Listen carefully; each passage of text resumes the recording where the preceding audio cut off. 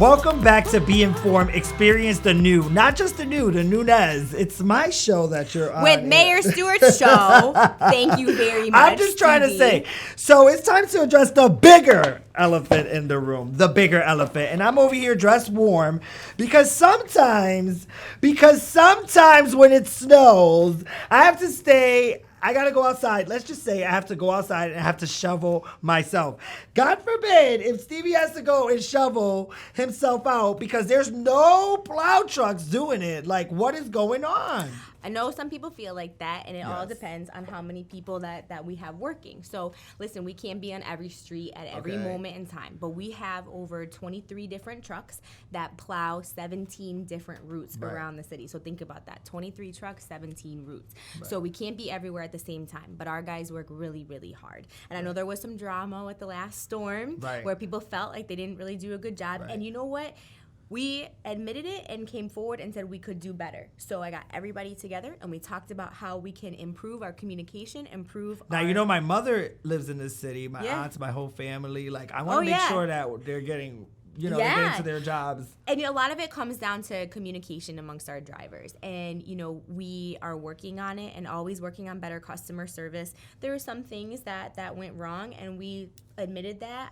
We took the blame for it, and we said we're going to fix it moving forward. And then we had the second storm, and it was a lot better. Right. And we actually had people calling and complimenting, saying, oh, my gosh, I saw a girl. truck. I'm telling you, I be strolling on Facebook. Because it seems like a lot of my friends, they be like... But our people work really hard. And, it's difficult because if I could have twice the amount of trucks on the road, we would, for sure. So how do you deal with the situation, though? So how do you deal with, like, the weatherman not getting it right? I'm not trying to say, like, I know it's hard because it's hard for them. They're getting word from wherever they're getting word from. But does it not feel like they're never right anymore? Right. I feel like... So then how do you get, like, workers? Because you got to realize that these, people that are running these plow trucks is their job. It's so difficult. So, like, are they, like, excited when you call them, tell them, and then you have to tell them, actually, it's not going to snow today? But then you have to give them enough notice so that they can plan their life around whether or not they're going to come into work.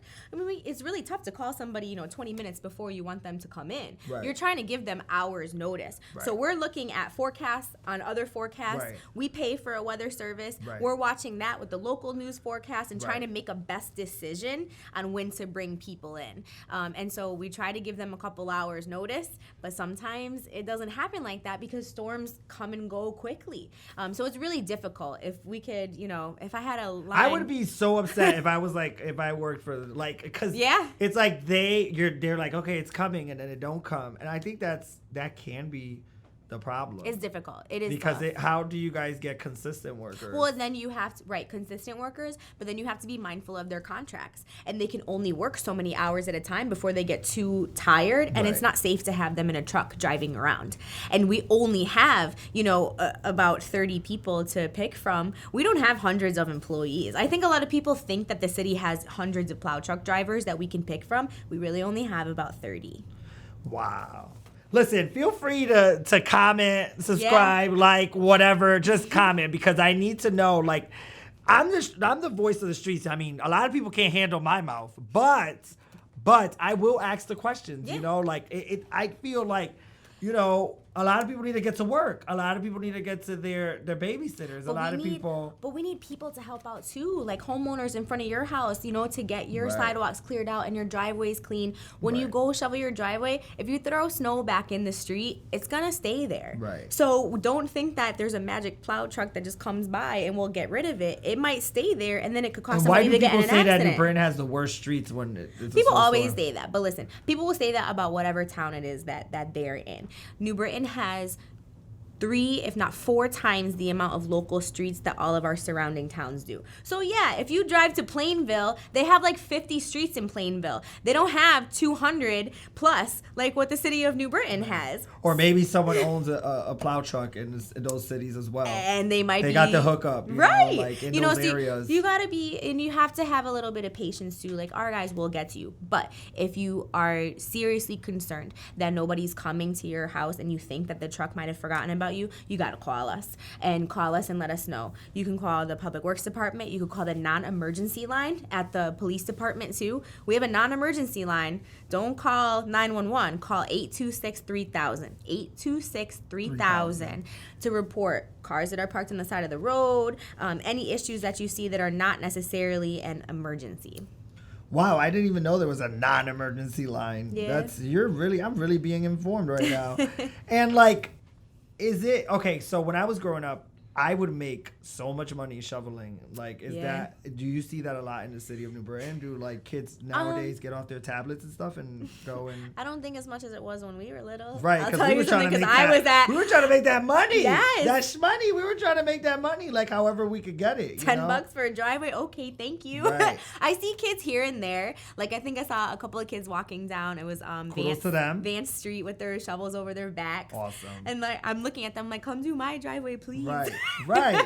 Because it helps, you give them opportunity and money. So one thing that we talked about doing, and we don't have this together yet, but we're thinking about it because there's a lot of elderly people that live in town too, and a lot of people that are disabled, and sometimes they need help getting their sidewalks clear, their driveways done. So we're talking with our community services department about creating a snow buddy program. Right. Where we find local kids from like police athletic league or some of our local football teams that we can deploy to certain areas if someone is really elderly or needs help. So we're trying to coordinate that now. So we don't have it all together, but hopefully for the end of this snow season or maybe next year we'll have it all set. So speaking of giving the youth like something to do, there was a lot of programs like the New Britain Youth Services. And this was like before I was in a program called Ambulé right here in this building. Mm-hmm. They used to take us skiing. They would take us hiking. Like they would take us like everywhere. Like what happened to those programs? Is the New Britain Youth Services still here? Do they provide those services? So New Britain Youth Services is still here. It's changed its name a couple of times. Now it's known as our Community Services Office. Okay. So it's not focused just on youth services. It's focused on elderly services, on disabled services. It has the Juvenile Review Board underneath it. It also has our housing office in there too. Okay. There's only 3 people that work in that office. Wow. 3. Because I remember Dave and Berta, they used to come in these like vans and they used to pick up all the kids from the hood and from the school and they would just take us. So a lot of those programs, and especially the one that you're talking about, were funded by state or federal grants. Okay. And what happened was as the grant money dried up, the programs did too. Okay. So as they stopped putting a focus on it, we stopped getting the money and therefore they just didn't exist anymore. Wow. But what we do now is we try to partner with the school district and with our nonprofit agencies to do exactly like that, programs like that, but just in the different nonprofits. Mr. Bodie does it. He does. He does one at De Loretto. Right. And then you have the YWCA that does one for young women at the high school. It's called the House of Teens. So there's like all sorts of little pop-up programs just like that. They're just not ran by the city anymore because the city doesn't have the staff. So these nonprofits will do it instead. Wow. Boys and Girls Club, YMCA. Yeah, it's so needed because it's so made me well-rounded. Like I got to see a lot of the world because of it. But when you do that, the city doesn't have to have a stronghold on everything too. When we do that empowers and makes our nonprofit organization stronger and helps them build a bigger base. So we want to empower them to grow as well. The city doesn't have to do or sponsor everything. It's okay to let other people do it, and sometimes they'll do it a lot better than what we have the resources to do. I think I think that people should take the initiative to kind of give back, give back, do a program like that. Yeah. I mean, there's a lot of people that, made it in the NFL, there's a lot of people that came out of New Britain. Let me just tell you, did you just see Morgan with Little Kim? Anyways, we'll talk about that stuff. Like people like that, like they should give back to the city of New Britain and do these programs. I think that everyone expects it to come from in-house. Yeah, it doesn't have to. And it don't. Right. And speaking of which, I am doing that. I'm doing the Newnez Connect program, and I'm going to be developing a lot of the talent in the city, which like is going to range from like 11 to like whatever age. And you're basically going to come in and I'm going to consult you. And then I got all the connects. So that's the type of thing that we have to do in the city. That we need to have more youth programs and more things for the kids. You know what I mean? We have to show our success stories and our successful adults empowering our youth and showing them a way or a path to a career or to a successful future. Let's address another elephant mixed with another elephant. So there was recently a death. Let me say it right because the New Britain wants to say death and then a death in the city of New Britain. with like, was it with the officers or something transpired there? Yeah. Like, how hard was that for you? Because this is like your city, you're the queen. Like, how hard, It's awful. you know, being that you have a relationship with the, you know, the police department, and then you have the relationship with like, because I see a lot of parents, they come up to you, they give you hugs. When we were passing out candy for, like, how do you deal with stuff like that? Because people, there's so much that goes on in this city. Like, how did you deal with that? Like, how is it being in Erin Stewart's shoes, dealing with that? You know, like, listen, it's difficult. Like, it's very tough. You never want to get that phone call. You never want to say, like, there's been a shooting and somebody's dead. And we believe that, you know, it was an officer involved shooting. Because the first thing is, like, oh, you know, you go into, like, the oh my God factor. Like, how could this happen here? You know, you see it everywhere else across the country. You see it in so many different places. You don't think that it would happen here in your backyard. And it's such a dangerous world sometimes with the people that are out there, and a lot of people have, you know, drugs and guns, and they're violent people. And God bless all of our police officers, because they put themselves in the line of fire constantly. But it's really difficult to try to justify when something like that happens and someone loses their life. And you want to take everything extremely seriously and make sure that all of the proper investigation is completed, that everything is reviewed properly. Immediately when that happens, I said, the New Britain Police Department is off the scene of this crime right now. The state police are coming in. They will take over everything. I don't want us to have anything to do with anything, any piece of this moving forward, because you don't want to give any type of conflict, right? You don't want to have an appearance of any type of conflict of interest where the New Britain Police Department may or may not be presumed to be trying to cover something up for themselves. So we immediately stepped back. Every officer was removed from the scene. The state police came and took the whole thing over, and we turned it over to them. That's the right thing to do. We removed ourselves from that entire investigation. I didn't even know what was happening up until, gosh, maybe a week before the report was being released. But let me tell you something. I was glad that we turned everything over to the state to investigate, but it took way too long. 13 months. Just about 13 months to complete an investigation. It was way too long. I actually just advocated for state law to change so that if you have somebody and an officer involved shooting and somebody loses their life, there's a 6-month window. I need that report within 6 months, because people were wondering what happened and why. Yeah, because people immediately are going to be like, oh, does the city have to do with this? A whole year. What happened and why? Not only were the officers involved were not working. They were on desk duty, so their paychecks went down severely. That's affecting their families. You have the families of those that were affected, that the kids that were in jail that were associated with it. You have the family of the young man who died in the incident. Everyone was was on edge, waiting and looking for answers. Wow. And so it's very difficult, and you have to reach your highest level of professionalism when dealing with situations like that, and understanding and really being cognizant of everybody's feelings in that, keeping the community in the loop, informing the NAACP of every step of the way, meeting with the pastors and reaching out to the families that were affected by it. It's difficult. It very much so is, because it hurts your heart. Right.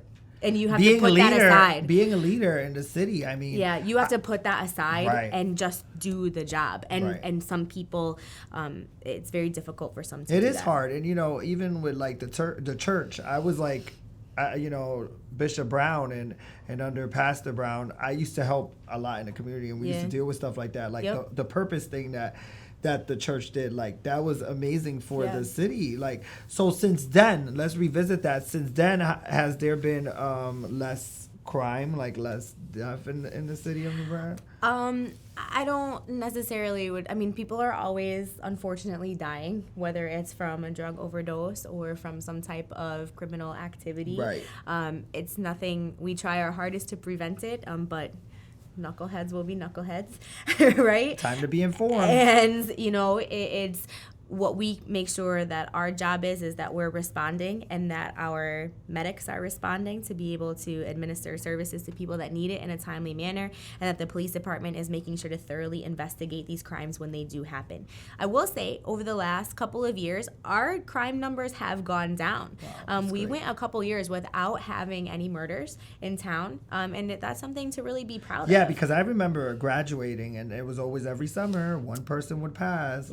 Rest in peace, Chino. There was always that one person every year and every summer.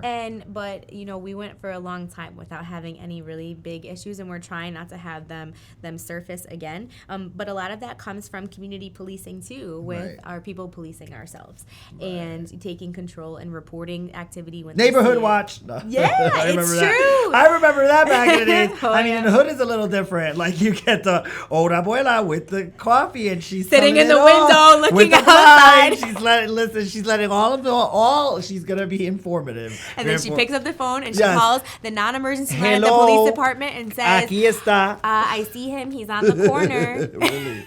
Seriously. Oh, but those are the things that. But that's what we need. I feel like the community needs to come more together. And like, speaking of coming more together, what is the police department doing as far as like doing like events that kind of show a different side of the police officers? Like, what have they been doing lately with going to community events? And this is the most important part. I say community policing with wanting people to take part, but it goes both ways. Our officers are at every block watch meeting. They're going to every event in town. They're showing up at our churches, and we have officers that are specifically assigned to do these things. Our officers are making sure that they're in our schools, that our students are seeing them in a positive light, whether they're, dancing for kids at the Boys and Girls Club or, participating in an after-school One of them program. went viral, right? Dancing, I saw that. Yeah, but like, we have to show that our officers are us too. Like, they're our people. They are us. And speaking of that, we're always hiring for more officers too. We're always looking for more. One of the biggest things that I think is important is to diversify our workforce and find police officers that look and represent our community. So policeapp.com is the website. You type in New Britain and you can apply. We always have rolling applications and we accept people all the time. So we're looking for New Britain people to be on our streets, policing our streets. That would be amazing. So there's one or two, I think, that grew up here. Oh, there's a lot. You'd be surprised. The person that I just appointed our new acting police chief. So our police chief just retired. Guess where I met him? Where? I was at Veggie World. And we were both getting a sandwich from Veggie World. And he was like, "You are so cool." I think I had like my Russian hat on. And he was like, "You just look so, your voice." I was like, yes, I am. That's funny. Right. And I met him. He's so great. Yeah, so he retired. Jim Wardwell, he's wonderful. He was with the city for 26 years, a city resident. And so I just appointed an acting police chief. His name is Christopher Shute. And his deputy chief is a woman. Her name is Jeanette Portalatin. She is Latina. Shute is the one I think I met. Probably. They both grew up in New Britain, graduated New Britain High School. They took the bus to school together when they were in school. And when they first started in the New Britain Police Department, they both had a walk beat together on North and Oak. Are you serious? And now they're the team that's leading our department. That's so great. That's what we need. That's what we need. And that's why we need more New Britain people to apply for those jobs. Yeah, because they'll be more passionate about the community, and then we'll have less of those situations. How about that for being informed? Right. That was you. That was really, really, really being informed. Thank you so much for having me, Erin. Thanks, Stevie.